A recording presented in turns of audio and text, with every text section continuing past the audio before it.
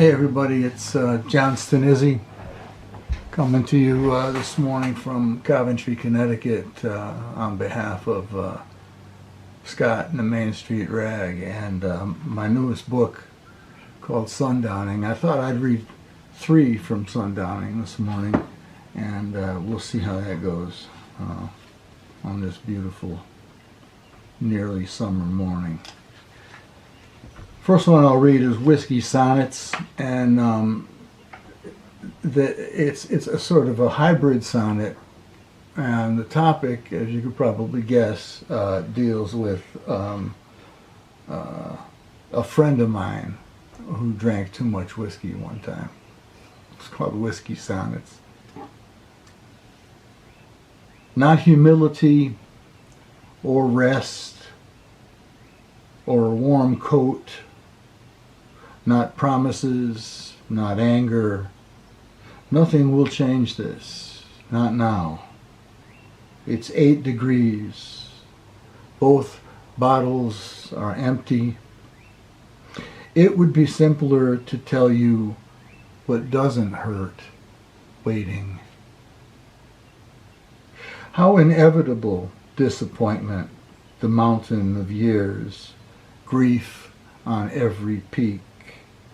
No strength to stave it off in the morning. In the morning, everything will be all right. How long? That excuse. Bless the handful of readers, bless them, and bless the shed skin, its ashes by the door, and the storm ceaselessly menacing the hills. Tonight I won't sleep. I'll think all night. I'll get up early, work all day, make something true of me.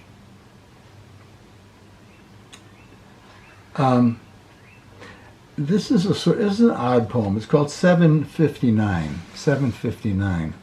I happened to be listening to the live version of Straight No Chaser from the Newport Jazz Festival on the 4th of July of 1958. And right in the middle of the performance of Straight No Chaser, somebody coughed. One of the band members just let out a cough. And I thought to myself, you know, man, how perfect is that? I mean, it's jazz, you know. Everybody's doing their own thing, and somebody coughs to add to the tune. So this is 759, and if you want, you know, maybe this could be like a poem participation situation.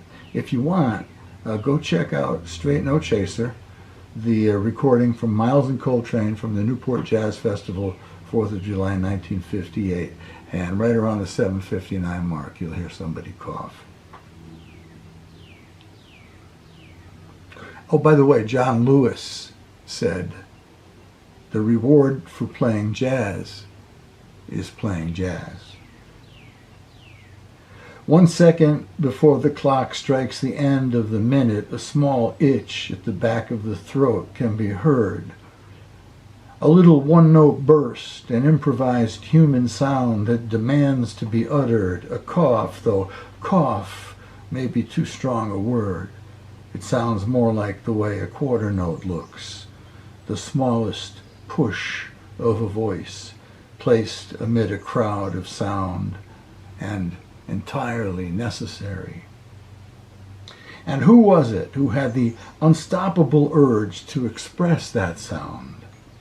It probably wasn't Paul. He was nattering on the bass with blind clarity, with something like trust, while the others were where thought enters breath, weaving fiery synapses into the language in the air that we cannot speak, yet we understand, intangible and as beautiful and impossible as a mockingbird atop a pole, a little whole note taking in everything around him and making his own with all the precious breath he can gather, playing it into the air, which makes it all worth it, which makes it all disappear. I'm taken by the casualness of the cough, its accessibility, while the rest of the band converses in verses of introverted direction, of invented direction, obvious of their destination until they arrive. One stopped along the way for an unadorned expression, a connection with the listener as vital as the humanity which surrounds us. And though I cannot recall how jazz entered my veins, I do remember high school hallways where kids sang, "I want to hold your hand," while I hummed Monk's Dream, learning to make up my life as I went along. And we'll sneak in one more here. This is called Dancing with Myself. It's a true story, of course. Dancing with Myself. And the epigraph, it comes from Billy Idol's Dancing with Myself. And if you remember, Billy saying, "So let's sink another drink, because it'll give me time to think." This is Dancing with Myself. In front of the mirror, oh Lord, just long enough to see that I'm dancing with my grandfather, papery, skinned Gramps, hunchbacked, rumpled, whiskey-smelling Gramps, hair thin as air, tears in his eyes, the two of us dancing, our bad backs, twisted knees, half pint of black velvet, cupped in one of his hands, bottle of Percodan in the other, and it's shocking enough to almost make me stop, but I don't. I slide sideways, feigning nonchalance, stocking feet not exactly gliding across the floor, out of the view of the mirror and that crazy Santeria scene there, Lazarus, Orisa dancing with St. Francis. But he comes with me, inhabits me, and when he does, my iron knee resounds like a gong shuddering up my thigh, radiating to the spondylolisthesis at L5, and he whispers sweetly in my ear, lechery, leathery hand along my cheek.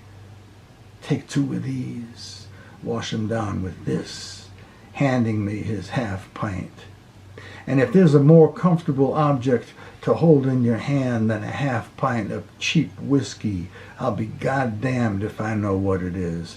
And so I take the bottle, flashing in the moonlight, overflowing on everything, and I dance, chunking and skanking, bass rumping in my chest, and I turn up the sound and I leap for the mirror, strutting like I might never strut again, the two of us dancing into the oblivion reflected everywhere. Thanks so much to Scott for publishing my work, and to Main Street Magazine, and of course to you guys for listening. Thank you very much.